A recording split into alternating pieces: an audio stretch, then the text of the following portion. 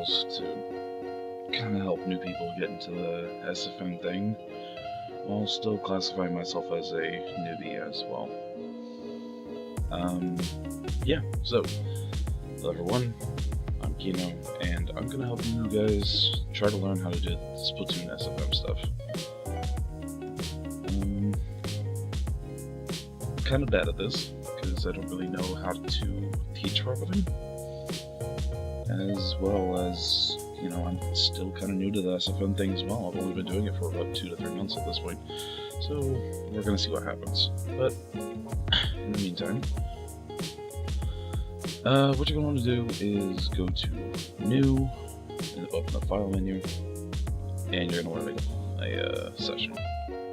The session I'm going to be calling this is Tutorial, because that's what I'm making right now. So we're going to go with Tutorial, and we're going to click Create. Now, in order for you to begin to do things, you need a load map. So go ahead and hit English. Go ahead and press Control L. And this will bring up any of the workshop maps that you have, as long as you have it selected as workshop up in the mod filter. You can select TF movies, or TF if you have TF2 downloaded, you know, the Portal DLC up here. Personally, I like working with workshop maps because it's just a little bit easier.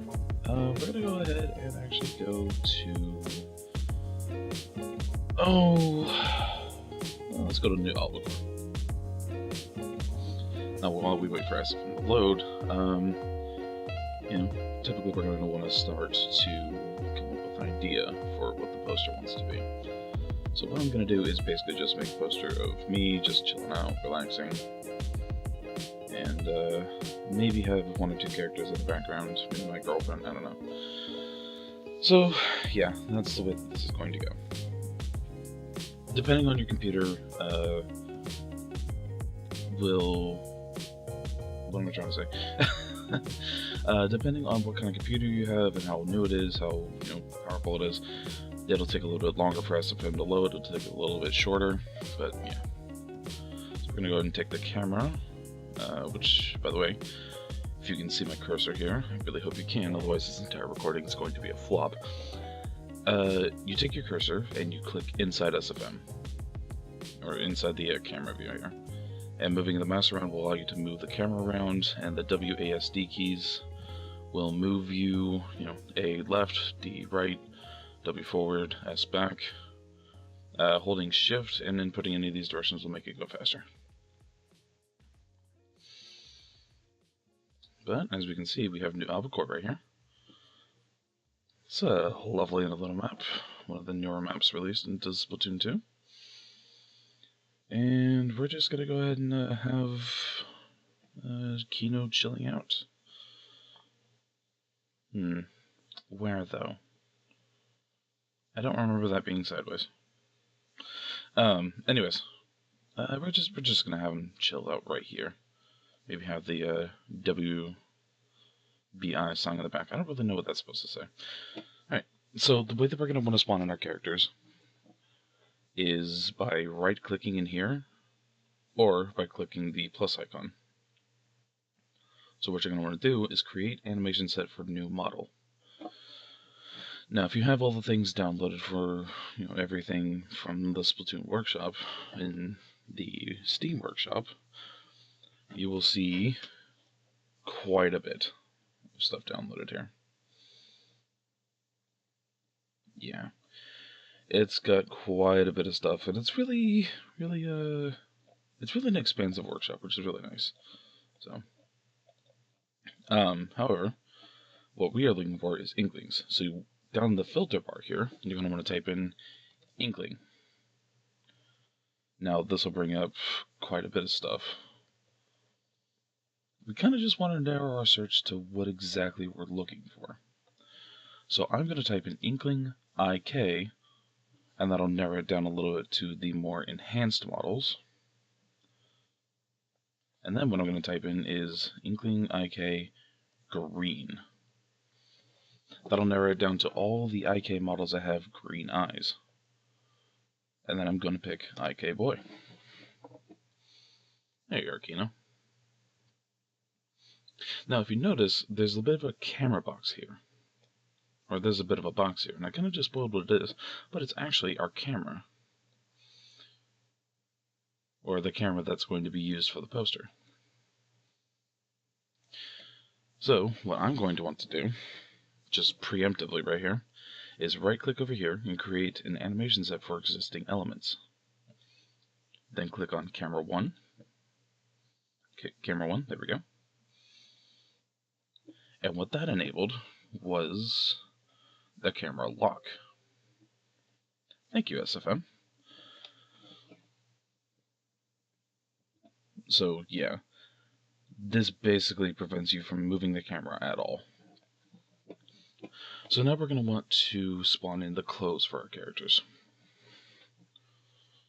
Personally, my loadout is a basic urchin cap, so I'm going to type in cap here, and then I'm going to scroll down, or up, depending on how far I went, until I see this cap. I'm going to want to hit enter there. And then, thank you, SFM. And then we'll notice that, the cap is still not quite the right cap. We're going to right-click on cap 1 and go to set skin. And as you can tell, setting the skin changes the type of hat it is. However, mine is this hat right here. Really nice hat, really cool design. Alright, now my other two pieces of equipment are usually the front zip vest. I'm going to want to enter there. And the orca high tops.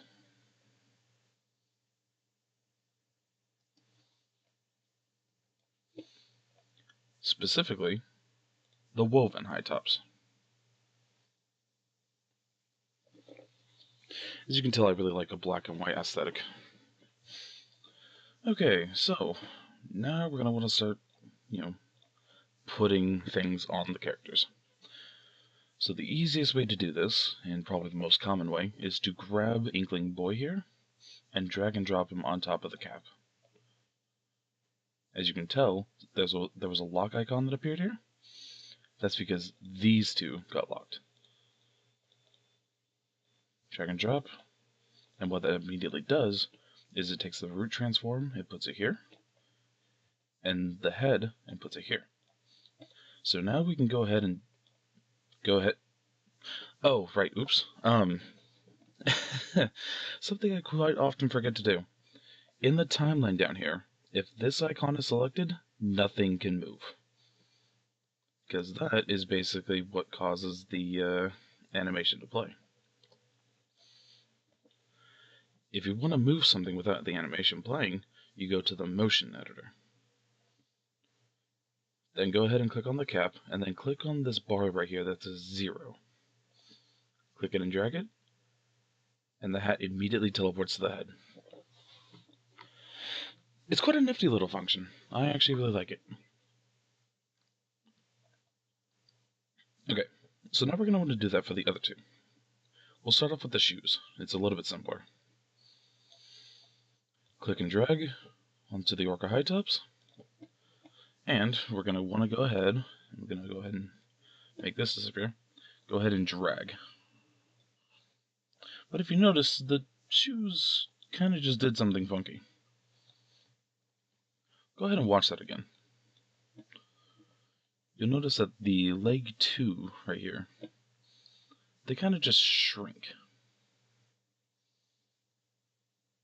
That'll actually cause us problems in the future.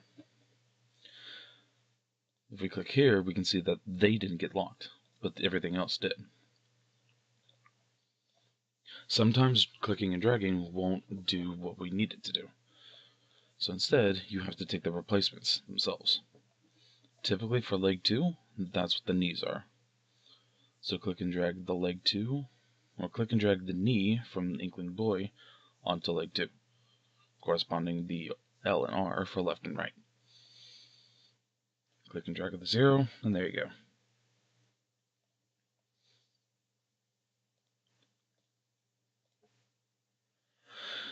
go. Alright, So the reason though I did those two first is because those two are the simpler ones. However, the front zip vest has quite a few of these. And it's not just the front zip vest either. Every single model has a list of unknowns. As well, I mean, for the shirts anyways. It's going to be a little bit more difficult to do it, but, give it some time. We would go ahead and click and drag Inkling Boy onto the front zip vest, and see that we have quite a few of these missing.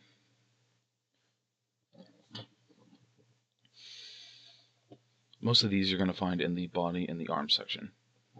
But let me go ahead and explain something first. The ones that I just deselected are typically a little bit more commonly misplaced. So BIP Velvis, or BIP Pelvis, that one goes to hip. BIP Spine 0 goes to the joint root. Spine 1 to Spine 1. Spine 2 to Spine 2. Spine 3 to chest. Yeah, for some reason these are always misnamed. It doesn't bother me. Shoulder is going to go to the collarbone, or collarbone to shoulder, there you go. Upper arm to arm 1. Same thing here. Arm 2 is going to be the lower arm, and that should take care of that. We're going to go ahead and zero it in, and see that the front zip vest works perfectly. Now, you might be asking yourself, and me, well, Kino, how in the world do you make his hair different? And his hair's sticking out of the top.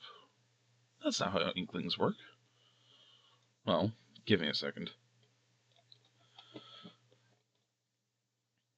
So what you're going to want to do in order to replace the hair color and everything is you're going to want to right click and go to Add Override Materials.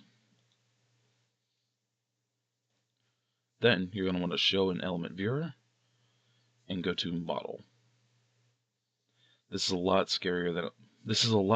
less scary than it looks. You go to Materials, and there you have it. Everything that can be selected. Now, typically, the only ones that you need to change are these ones.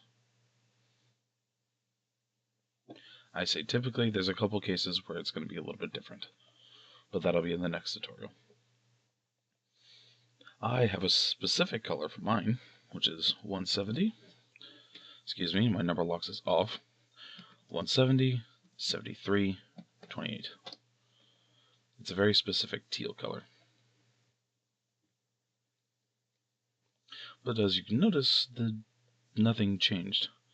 Well, that's because I put it in the mouth.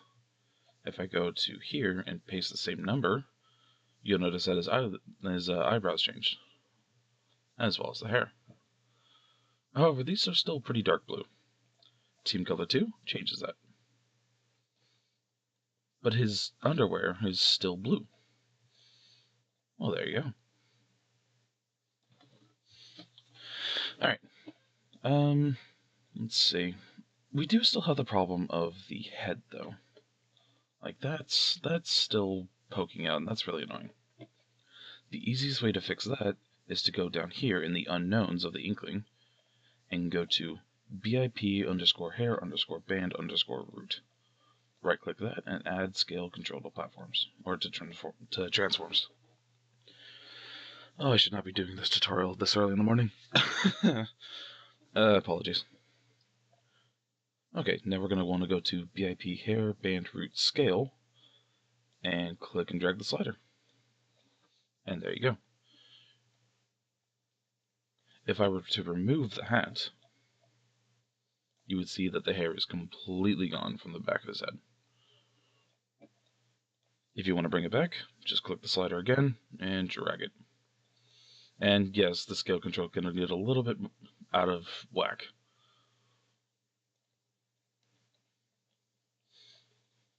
Please use that power responsibly. Okay, so now we have our character, but there is one more thing. They kind of just look like they're standing there, which is, like, not even standing there. They're kind of just T-posing on us. That's a little rude, don't you think? What we're going to want to do is actually make them posable. Now, you can pose them by, just clicking and dragging things.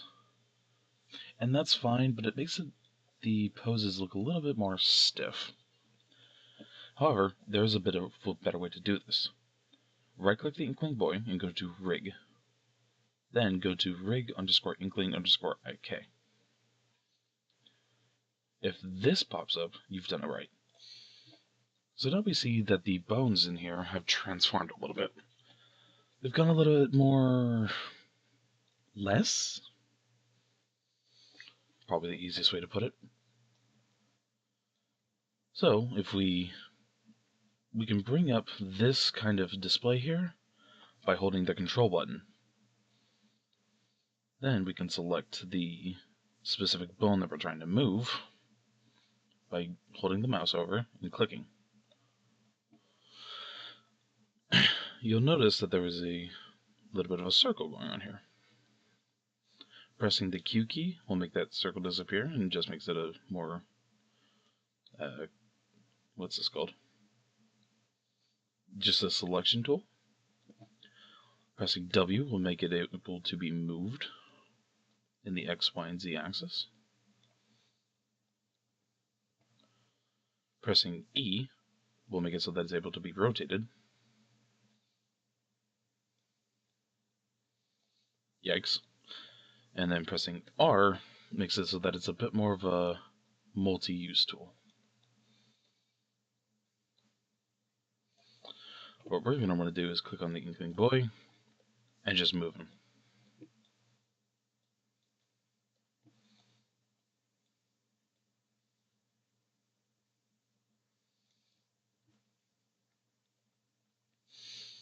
He's still T-posing on us though, so let's go ahead and make him a little bit more friendly.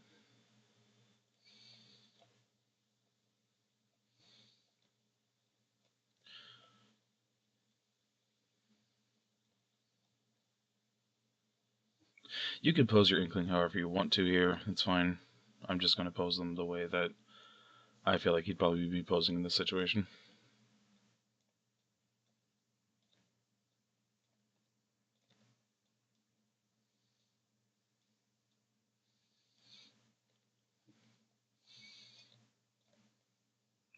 So the thing that the rig does is makes it a little bit easier to animate, as well as just makes the poses feel a little bit more realistic. Usually the controlling factor for these rigs is the outside limb, the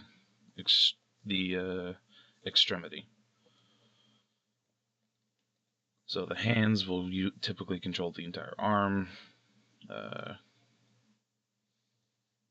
The neck and the head can be controlled separately, if I can actually do it properly.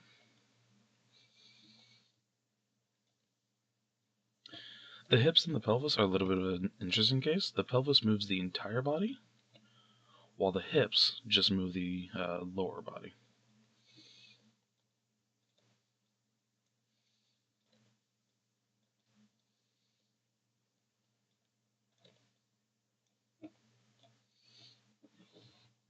So also what adding the rig did was made it able to move the eye position. If you click on the Inkling Boy, you'll notice that this entire list pops up. Well, this is how you control the facial emotions. These are all sliders. Can you please be looking forward? Thank you. This thing right here, local view target factor, controls where the Inkling's focusing. You'll notice that this thing right here, never mind, it's blue on blue background. Where did it go? I don't ever use this thing. Here we go. So you'll notice that this thing right here is called a view target. Well, if we move this, okay, now I want you focusing on that, please. Thank you. If we move this, we'll notice that the Inkling's eyes follow this. Quite scarily, too.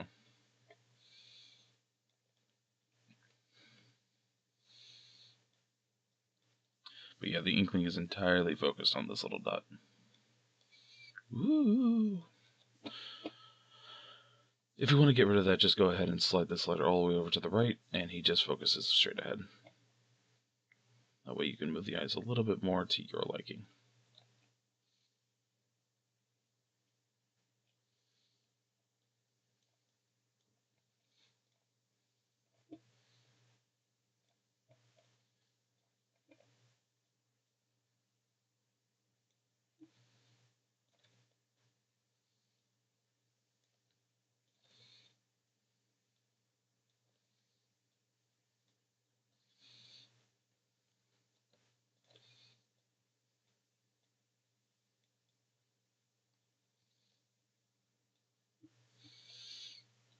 Okay.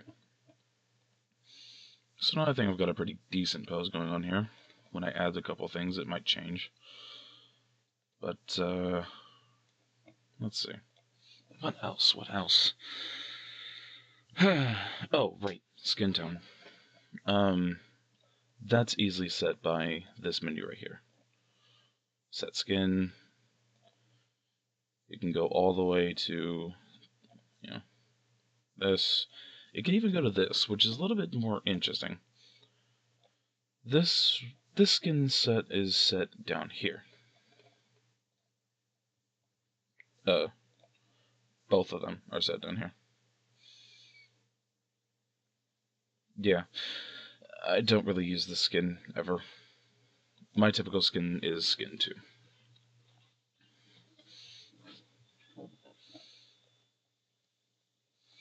What are you looking at? Alright, so I'm going to go ahead and add a weapon to Kino's hand. A weapon that I've been using more commonly nowadays. Let me just go ahead and spawn it in.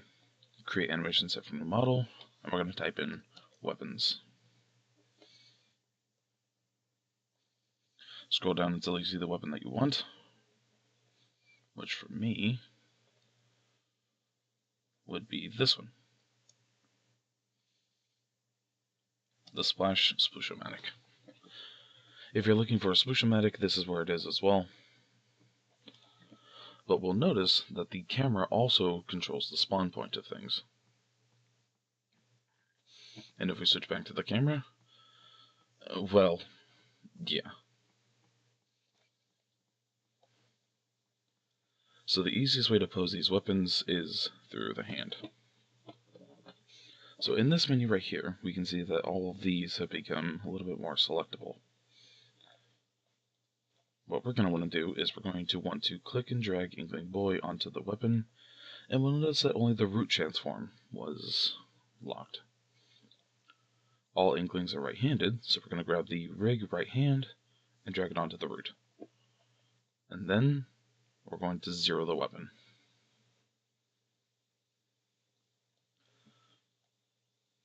Not quite. Go ahead and make a couple adjustments to make sure that the weapon actually handles properly.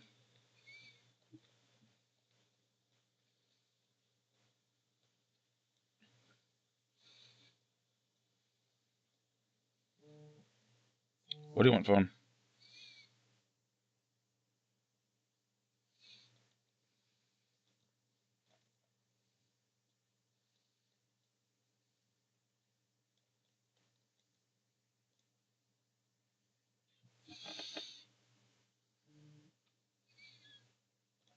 What do you want, phone? My phone's vibration is so powerful.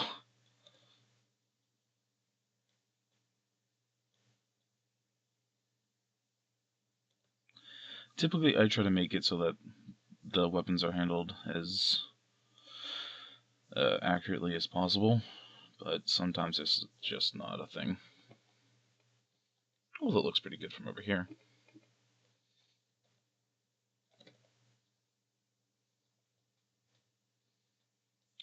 Like I said, when you're doing these kinds of things, your posing will change. Nothing to get too upset about.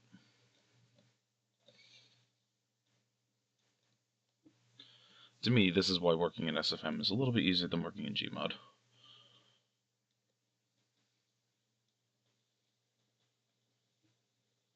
Everything's held in place until you say so. So we'll notice that the colors for the Splash-O-Matic aren't exactly proper. Also, I typically use a Neo Splash-O-Matic. Once again, we're going to want to go to the Override Materials and do the same thing. Show an element viewer, model, materials. So we'll notice that there are quite a few color selections here. Well, that was wrong. Oops. Oh well. I typically just change it until it's been completely converted.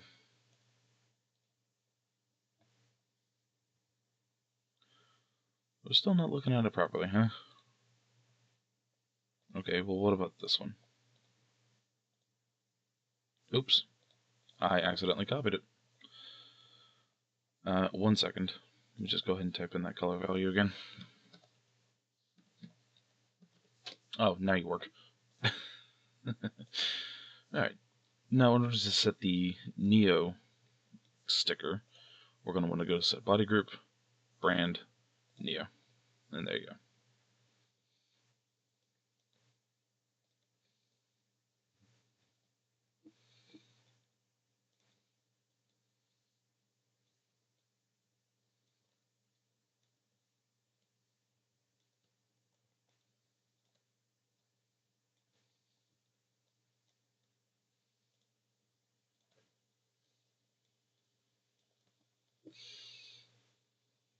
So Kino's looking pretty set here, isn't he? Problem is, the camera's not. So, what you're going to want to do is click on the camera, and then you can move it.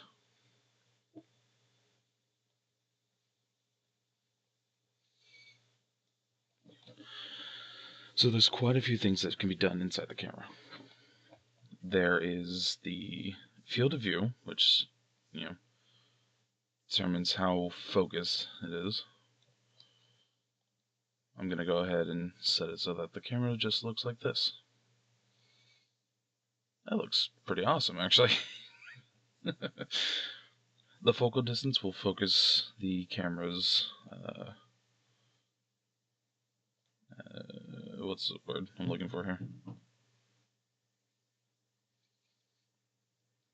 Well, it'll set the focus of the camera. The aperture is something that will happen when we try to render the poster, but I can show you a little bit here. If you slide the aperture all the way to the right, and then click on the movie editor, or the clip editor, you'll notice that the background gets a little bit more blurry. Slide it all the way to the left, and it does the opposite. It doesn't get blurry. For this poster, I'm going to want to have it somewhere around here. Tone map scale will increase the brightness, or decrease it. I typically don't mess with this, but we'll mess with it for now.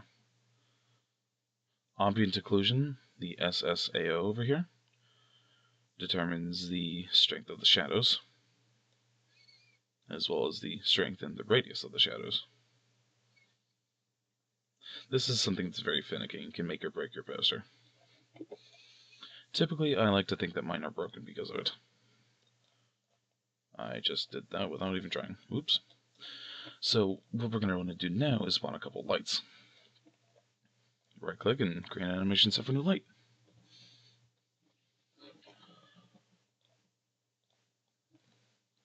You'll notice that the light also spawns at the same place as the camera. So we're going to want to move that up.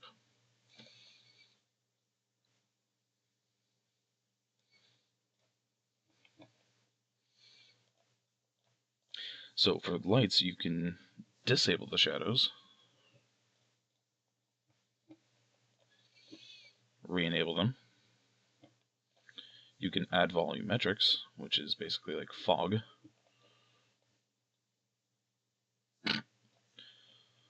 I'm gonna go ahead and stop messing with that for now. Because I just realized we kinda need to focus this thing, don't we?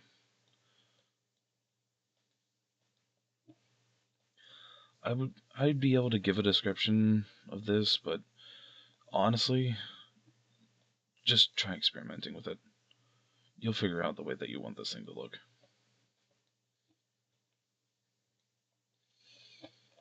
I'm going to re-add the volumetrics.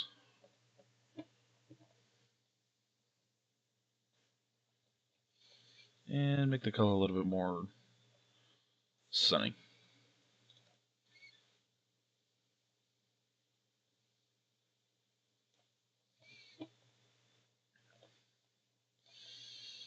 And create a new light. Decrease the intensity.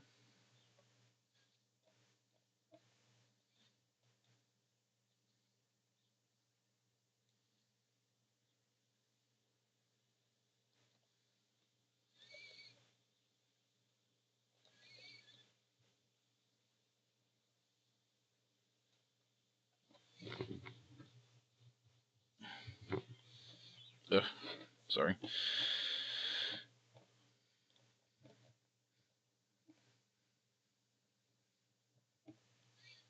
In the camera, I'm going to go ahead and turn down the bloom scale. There's no point in having shiny Kino.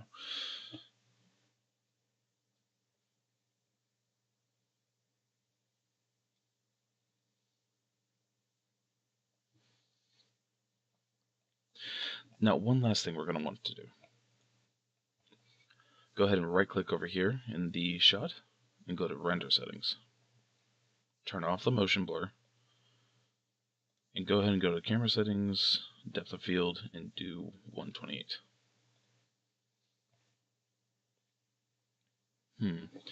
I feel like I'm forgetting something.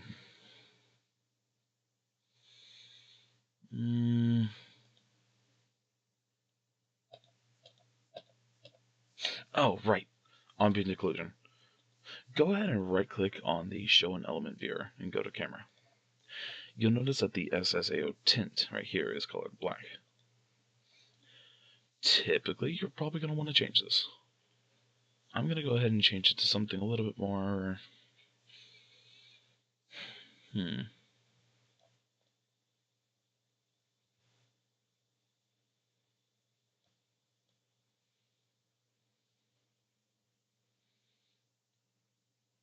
Yeah.